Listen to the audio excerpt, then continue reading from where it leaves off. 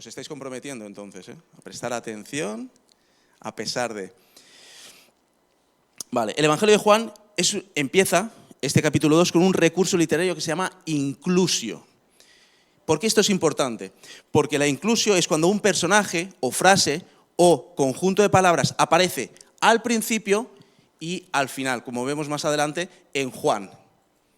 Y lo que hace es enmarcarnos en este final de relato. Empieza ahora en el capítulo 2 y terminará más adelante en el capítulo en el que se muestra a Jesús crucificado. Y este conjunto de palabras que enmarca toda la narrativa está con las palabras María, la madre de Jesús, mujer y hora, como acabamos de ver. Si recordamos, Jesús se ha referido a María, que han citado, como mujer, y además ha dicho que no es su hora. Y más adelante vamos a ver en la cruz cómo sucede todo esto. Entonces, para ver esta estructura, este relato, esta inclusio, estos paralelismos que está haciendo Juan, vamos a ver una pequeña estructura tomando distancia porque nos va a ayudar a entender los símbolos que contienen este pasaje y que Juan muy específicamente está usando para hablar a los judíos y hacerles entender que Jesús es verdaderamente el Hijo de Dios. Entonces, vemos que en Caná de Galilea se inicia el ministerio de Jesús y en la cruz, con la muerte y resurrección, culmina el ministerio de Jesús. Vemos que en Caná aparece el vino de manera abundante y en la cruz se derrama la sangre del Cordero de manera abundante. Vemos que en Caná se celebra una boda y vemos que en la cruz se anuncia que cuando Jesús vuelva, es el inicio de que cuando Jesús vuelva, compartiremos con él las bodas del Cordero. En Caná Jesús dice, mi hora no ha llegado, y en la cruz la hora ha llegado. En Caná se hace la primera señal que apunta a la gloria de Jesús, y en la cruz Jesús es glorificado. En Caná Jesús llama a su madre mujer, y en Caná llama a su madre mujer, y en la cruz usa esta misma palabra cuando se refiere a María y confía a su madre al discípulo amado. Y le dice, mujer, he aquí tu hijo, hijo, he aquí tu madre. Este es el encuadre para entender este paralelismo y que nos va a ayudar a entender la simbología. Ahora, ¿cómo empieza este capítulo? Empieza con, al tercer día se celebraron unas bodas en Caná de Galilea. ¿Pero qué pasó en los días anteriores? Si vais a Juan capítulo 1, vais a poder acompañarme en lo que vamos a hacer ahora. Empezábamos con Juan el Bautista. En el capítulo 1 vemos que Juan el Bautista es preguntando por lo que está haciendo y le preguntan abiertamente si él es el Mesías y él niega ser el Mesías. Él es una voz. Al día siguiente, Juan el Bautista, al ver a Jesús pasar por ahí, dice, este es el Cordero de Dios que quita el pecado del mundo, dando testimonio de que Jesús es el Hijo de Dios por cuanto la paloma, cuando lo estaba bautizando, descendió sobre él. Al día siguiente, otra vez Juan el Bautista repite que Jesús es el Cordero de Dios. Y algunos de los discípulos de Juan dejan a Juan el Bautista para empezar a seguir a Jesús. Y es aquí donde Jesús llama a Pedro. Al día siguiente, Felipe anuncia a Jesús como el cumplimiento de las palabras que los profetas anunciaron. Jesús muestra a Natanael que él, Jesús, es el Hijo de Dios y anuncia que verán el cielo abierto y a los ángeles de Dios subiendo y bajando sobre el Hijo del Hombre, citando de esta manera a Jacob. Y ahora es cuando pasa un día, pasa otro día y es el tercer día que es la boda. Es decir, sería el séptimo día. El primer día, Juan el Bautista niega ser el Mesías. Segundo día, Juan el Bautista dice que Jesús es el Cordero. Tercer día, primeros discípulos son llamados a seguir a Jesús. Cuarto día, Jesús es anunciado por Natanael como el Hijo de Dios, el Rey de Israel. Quinto día, nada. Sexto día, nada. Séptimo día, Jesús lleva a cabo la primera señal y con ella el inicio de su ministerio. Ahora, si yo te digo séptimo día, ¿qué piensas tú que le viene a la cabeza a un judío? la creación. ¿Y qué pasó al séptimo día? Que la obra del Señor fue culminada y descansó. Y aquí vemos cómo la inclusio de Juan abarca desde el inicio hasta el final. Empieza la obra y va a terminar en la cruz. Y lo que está anunciando Juan es que Jesús es quien dice ser. Por eso, con todo esto, quiero que juntos veamos cómo este pasaje, con sus señales, símbolos, personas, realidades, acontecimientos, apuntan a que cuando Jesús está presente, hay abundancia en nuestra vida. Pero no de vino, sino de gozo. Porque donde Jesús está presente hay abundante celebración.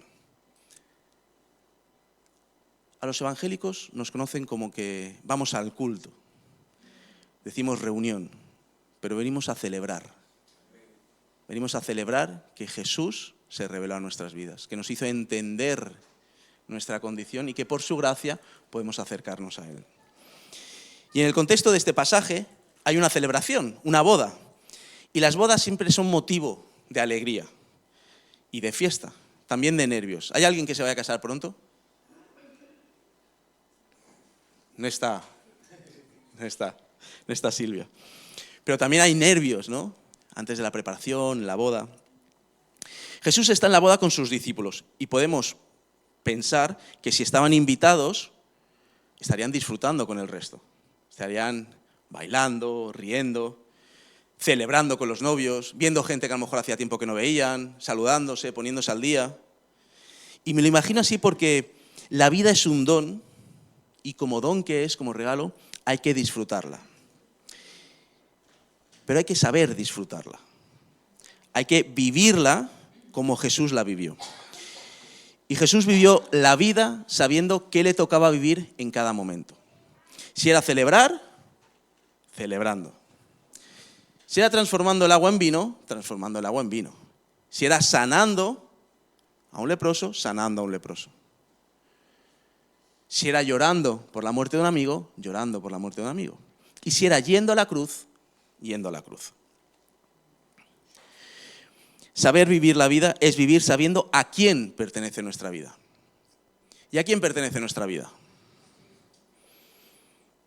Pero no pertenece a Cristo porque nosotros lo digamos. Pertenece a Cristo porque nosotros se lo entregamos. Entonces nuestra vida no pertenece a quien nosotros decimos, sino que pertenece a aquel a quien nosotros se la entregamos. ¿A quién le estamos entregando nuestra vida? De esta convicción de saber a quién pertenece nuestra vida, si es a Dios, podemos vivir cada etapa, sea celebración o dolor, plenamente, porque sabemos que Jesús está presente. En el tiempo de Jesús, una boda era un acontecimiento de mucha celebración por parte de mucha gente y durante mucho tiempo. Paralelismo que tenemos aquí más cercano, nuestros hermanos gitanos que saben cómo celebrar. Veo que hay... Vale. Ellos saben cómo celebrar. No una boda de 10 horas, no. La boda era una celebración abundante y duraba más o menos 3 días.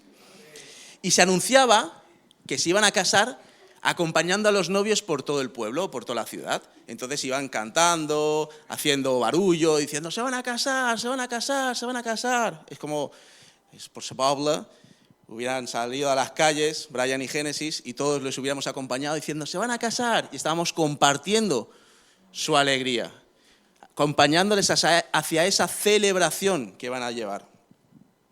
Y se compartía ese gozo de estar celebrando con la gente que uno quería. Y es especialmente llamativo en un sitio como Caná de Galilea, porque era un sitio rural y agrario, con gente muy sencilla y muy poca gente. Por eso una boda era una ocasión especial en la que beber y poder comer cosas que a lo mejor hacía mucho tiempo que no comías ni bebías. Y también era una oportunidad para encontrarte con gente que a lo mejor hacía tiempo que no veías. Entonces era una celebración en muchos sentidos. En las bodas, el símbolo de gozo era el vino.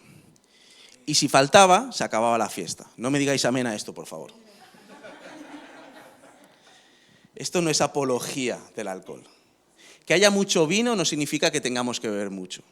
El Señor nos ha dado dominio propio y sabiduría para saber cuánto es un poco, cuánto es suficiente y no pasar de ahí.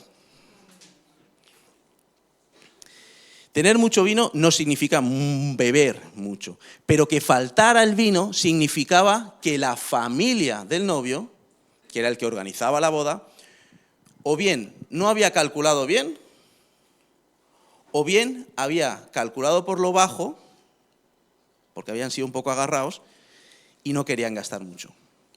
En cualquier caso, esta situación ponía a la familia que estaba organizando la boda en un aprieto. En una aldea sencilla, en una boda sencilla y llena de gente sencilla, Jesús lleva a cabo su primera señal. Para Jesús, este lugar sencillo era su hogar, su casa, su gente. Y era un lugar en el que poder relajarse, compartir, descansar y expresarse, darse, mostrar quién es. A veces nosotros vamos con faja, ¿no?, delante de gente, y cuando llegamos a casa soltamos la faja, se suelta todo y ya podemos descansar. Pues esta celebración para Jesús era algo parecido. Si estaba invitado, era de esperar que conociera a la gente, que pudiera tener relación con ellos y que fuera algo cercano. Pero a veces nuestro hogar o a las celebraciones a las que nosotros asistimos no son lugares en los que nos soltamos la faja en el sentido de puedo ser yo mismo, puedo estar tranquilo de saber que nadie me juzga, que nadie me mira con doble intencionalidad, sino es el lugar en el que nos permitimos ciertas licencias. Llegamos a casa y a lo mejor dejamos pasear nuestro carácter, algún grito que no seríamos capaces de dar a lo mejor en medio de la iglesia o en medio de nuestro trabajo.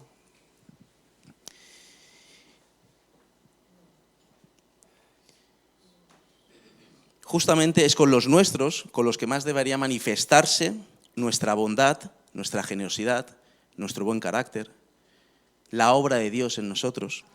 Y es donde deberíamos celebrar la abundancia de la vida, no solo de la nuestra y de los nuestros, sino la vida de Dios en nosotros. Y este es un reto para todos. Por eso, para que la vida sea una vida de abundante gozo con los nuestros y a las celebraciones que vamos, debemos llevar a Jesús presente. No esperar que haya algo allí que nos permita gozarnos en la celebración, sino ser nosotros los que asistimos a la celebración, asistimos a la mesa, asistimos al encuentro, llevando nosotros algo a la mesa, a la celebración, al encuentro, a Jesús mismo. Pero no de una manera religiosa. No diciendo, pues yo es que voy al culto el domingo, yo es que no fallo una reunión de oración, sino permitiendo la obra de Dios en nosotros y que la gente pueda ver a Jesús en nuestras vidas. Porque donde Jesús está presente hay abundancia de vino. En medio de esta abundante celebración se acaba el vino. Y como hemos visto, esto significaba que los novios y la familia responsable de la organización estaban en apuros. Probablemente serían expuestos y deshonrados en público. Les pedirían explicaciones. ¿Qué tipo de cálculo habéis hecho? ¿No has visto los que somos en el pueblo? Saldría a pasear la sin hueso, que diría Vico sí. Diría, ¿te has dado cuenta? Sabiendo que en la última boda en la que Pepita organizó todo, había tanto vino y aquí. Y ahora que lo dices, ¿te has dado cuenta que el plato de comida no estaba caliente como se esperaba? Y empezaría el chuchicheo. Y María se acerca a Jesús y le dice, se ha acabado el vino.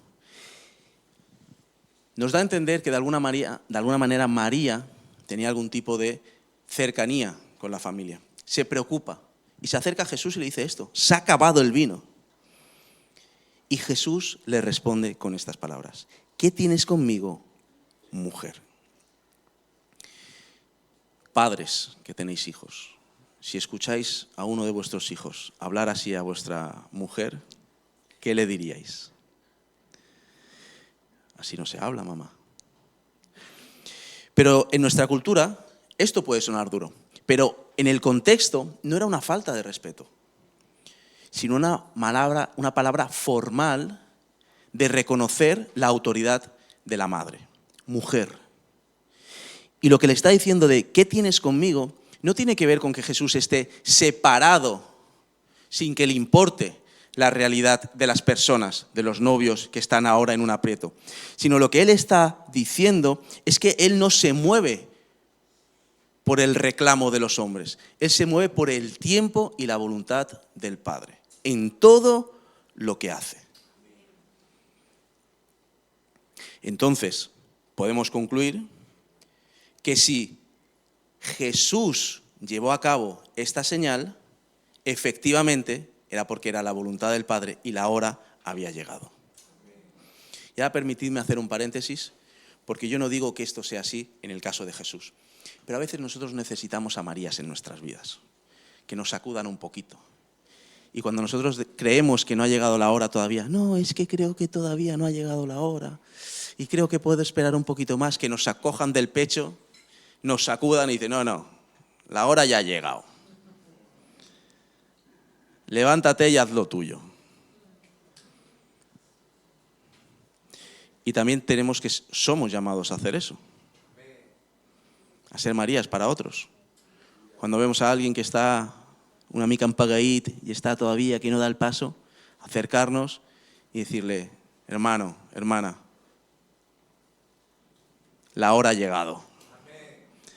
Ya eres maduro, ya puedes tomar responsabilidades en medio de la iglesia, ya puedes cuidar a otros, el tiempo ya ha llegado. Cierro paréntesis, perdonad. No es el caso de Jesús. No es el caso de Jesús. María tiene claro que Jesús sí puede solucionar el problema. Por eso se acerca. Y por eso le dice a los sirvientes, haced todo lo que Él os diga. Tenía claro que Jesús tenía el poder y la autoridad para hacer todo. Recordemos quién es María.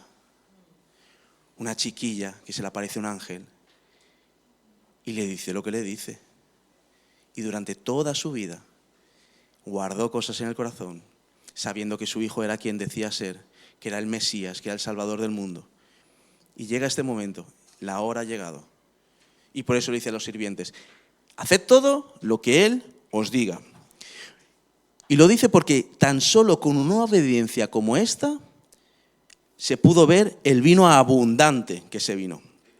Por medio de esta señal, podemos ver que Jesús es quien dice ser, y lo vemos de diferentes maneras y de manera simultánea.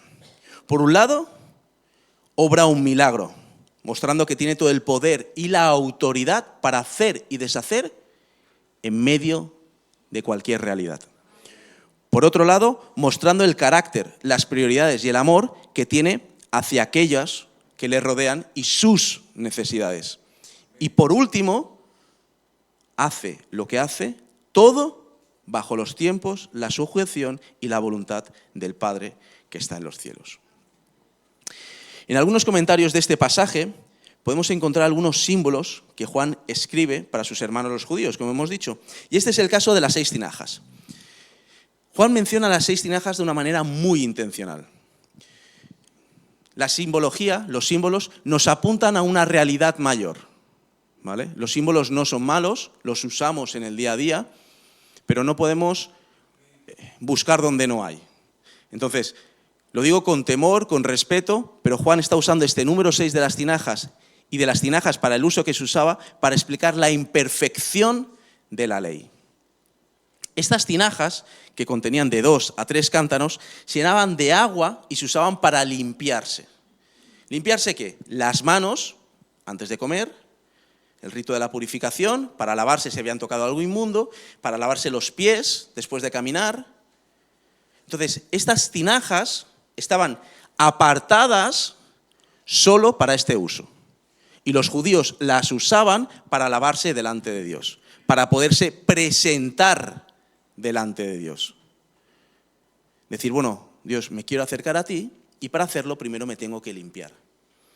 Entonces, cuando Juan está mencionando esto y está diciendo que estas mismas tinajas Jesús las usa para convertirlas en vino, lo que nos está hablando es de la abundancia de vino que representa la sangre del Cordero que será derramada por todos nosotros. Y cómo esa gracia será la que nos permitirá acercarnos a Dios. Ahora, ¿cuán abundante vino había en esas 6 tinajas? Vamos a hacer un poco de matemáticas. Menos mal que ha habido un amén. Si 6 tinajas, o sea, si cada tinaja tiene cerca de 120 litros de vino, estamos hablando que 6 tinajas son 720 litros de vino.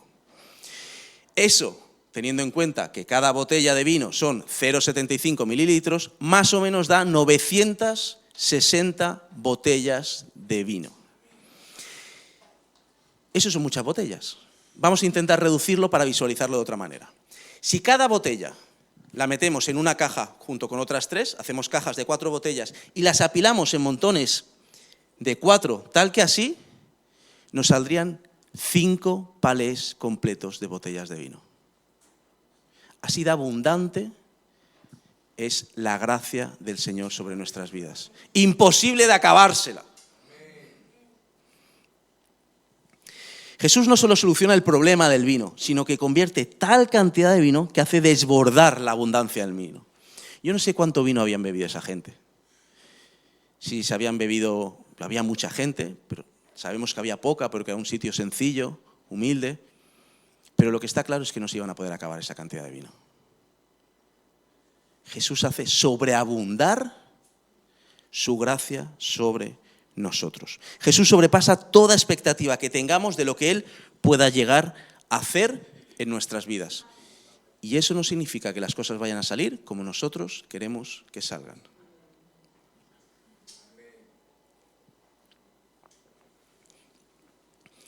La Madre María no solo sabía que Jesús podía arreglar la situación, ayudar a la familia necesitada, sino que para eso se llevara a cabo, aquellos que estaban al servicio debían obedecer. Los sirvientes, la palabra es diácono, no eran esclavos, era gente que estaba trabajando mientras los otros estaban celebrando. Camareros, gente que había tomado la disposición de estar trabajando para que otros pudieran gozarse. Y donde Jesús está presente, la vida de agua, la vida sin sabor, la vida de necesidades, pasa a una vida de gozo. Una vida, su vida en nosotros, que sobreabunda. Para eso, Jesús debe estar presente y nosotros obedecerle. Porque donde Jesús está presente hay abundancia de gozo. Una vez que las 6 tinajas, los 5 palés de vino, están ahí, Jesús manda a dar un poquito de ese vino al responsable de la boda. Y esa era la costumbre. Cuando se sacaba un nuevo vino, se tenía que probar por el maestresala, por el responsable, para ver si estaba bien, si no estaba picado, si era oportuno. Y Jesús, después de esta señal, no se ven fuegos artificiales, no se abre el cielo, no hay confeti, no hay un cartel luminoso donde empieza el ministerio de Jesús. Sino que Jesús hace lo que se suele hacer en esas situaciones y deja que sigan siendo protagonistas los novios en la boda. El encargado prueba ese vino y queda perplejo. No solo Jesús hace desbordar el vino, sino la calidad del mismo. Su sangre, su gracia, es mucho más grande y mucho mejor de lo que nosotros podemos llegar a imaginar. Y lo digo como español, que nosotros tenemos el mejor vino del mundo, le pese a quien le pese, como las arepas, sabemos de dónde son originarias y cuáles son las mejores del mundo. Y para no discutir, no vamos a entrar en conflictos. Una vez llevé 3 botellas cuando me casé con Manu. En abril va a hacer 10 años. Nos casamos, fuimos a conocer a la familia, a presentarme, a ver quién era el individuo que se había casado con su familia. Y me llevé 3 botellas de vino, de buen vino español, para allí. No voy a decir quién fue, no me lo vais a sacar, pero cuando entré a la cocina, íbamos a hacer la celebración de Navidad, íbamos a celebrar todo, íbamos a final de año, vi que estaba con un embudo poniéndole azúcar al vino. Y digo, ¿pero qué haces? Y me dice, es que estaba un poco fuerte y aquí lo tomamos más azucarado. Me partió en medio. Digo, pero ¿cómo eres capaz? ¿No eres consciente de que este vino que tú tienes, ha habido alguien que lo ha embotellado, que lo ha metido en una caja, que lo ha transportado, que hay alguien que ha fabricado el cartón, el vidrio, la etiqueta, que lo ha diseñado, que lo ha hecho todo, que lo han embotellado, que han estado cuidadosamente seleccionando la uva, cultivándola, regándola, quitando los bichitos, apartando las malas hierbas, todo, para que tú puedas disfrutar de eso? Y a veces nos pasa lo mismo con la gracia. Es demasiado fuerte y tenemos que endulzarla un poquito. Abusamos de ella.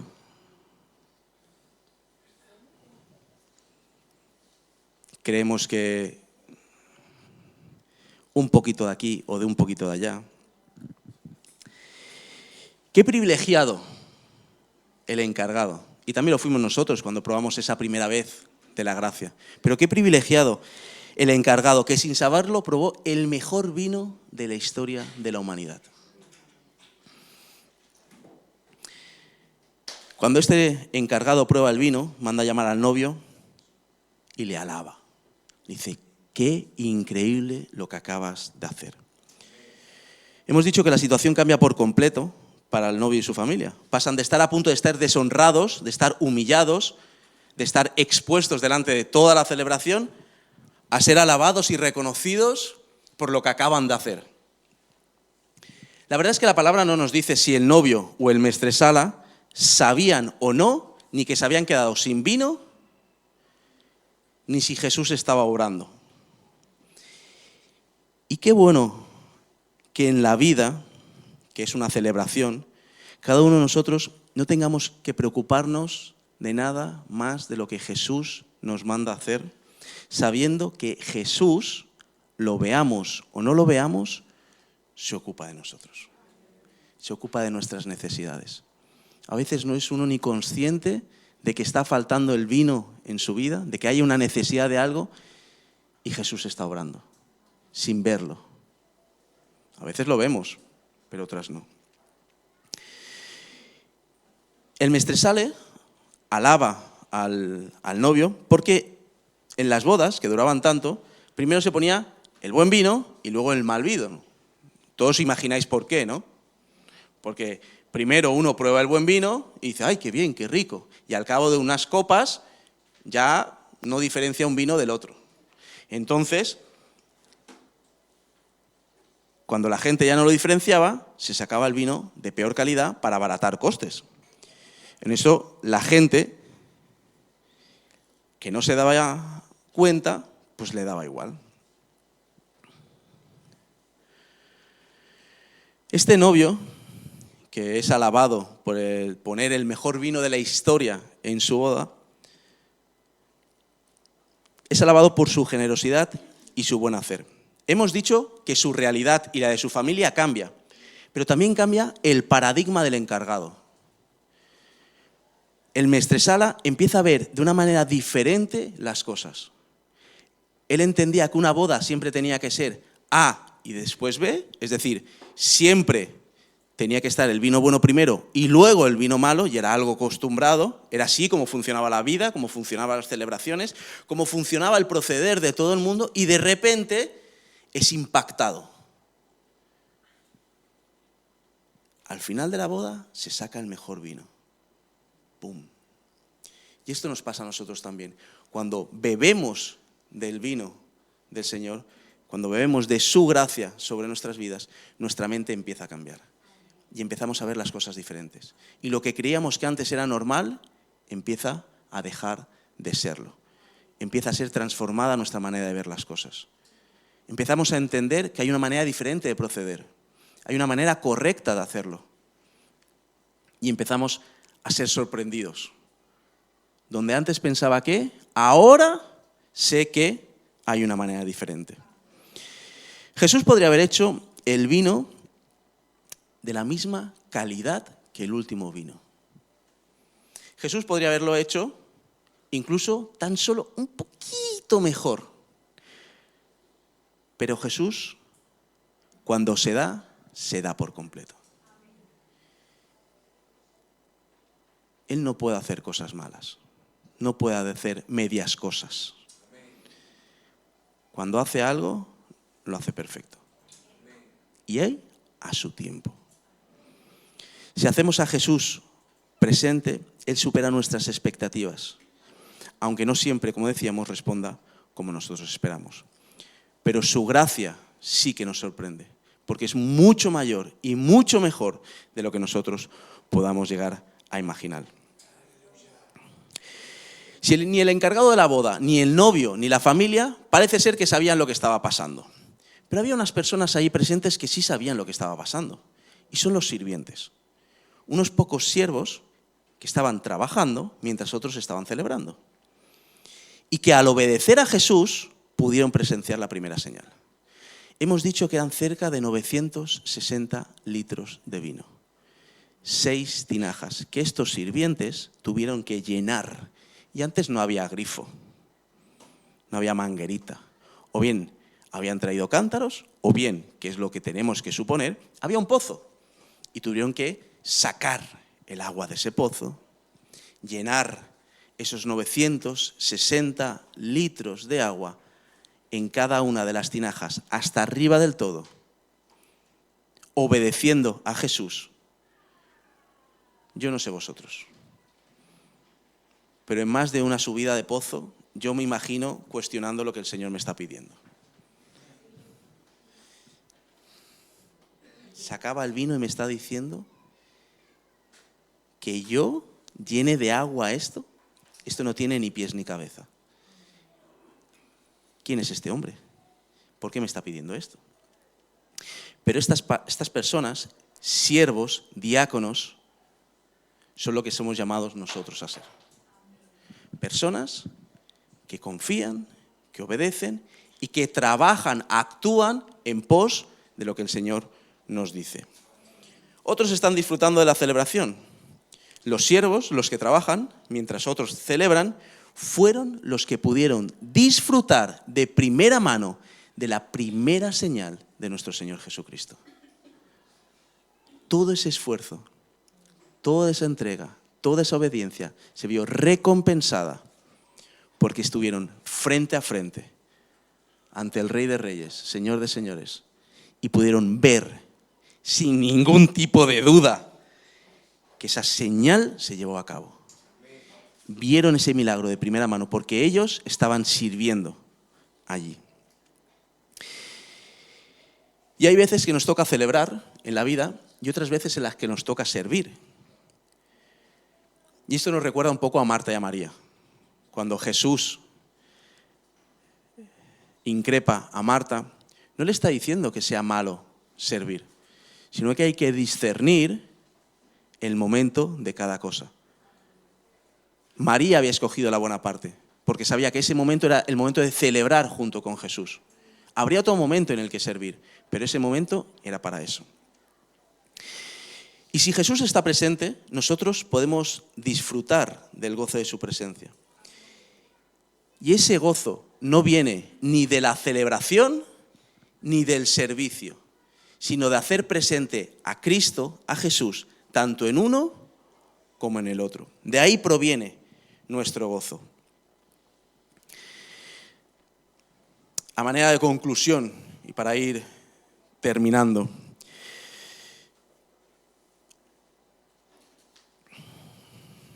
hemos visto enmarcado todo este pasaje. Hemos visto cómo Juan usa una serie de símbolos para apuntar que este vino es la sangre del Cordero que tiene que ser derramada.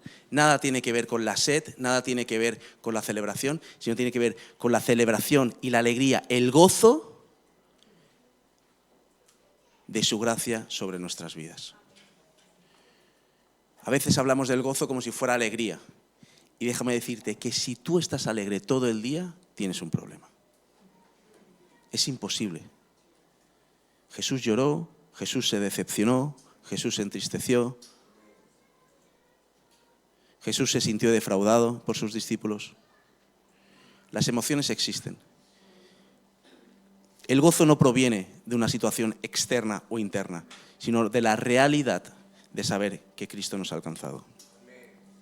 Donde Jesús está presente, hay abundante celebración. Y porque Jesús está presente, podemos celebrar la vida con cada una de sus etapas. Podemos celebrar a la gente, aquí. Podemos celebrar con la familia, la vida de Dios en nosotros. Donde Jesús está presente, hay abundante vino, su sangre derramada sobre nosotros, su gracia que nos alcanza. Y su gracia que nos ha alcanzado nos lleva a obedecer. Su gracia, que es mucho más abundante y buena de lo que imaginamos, hay que recordarla y valorarla, no ponerle azúcar.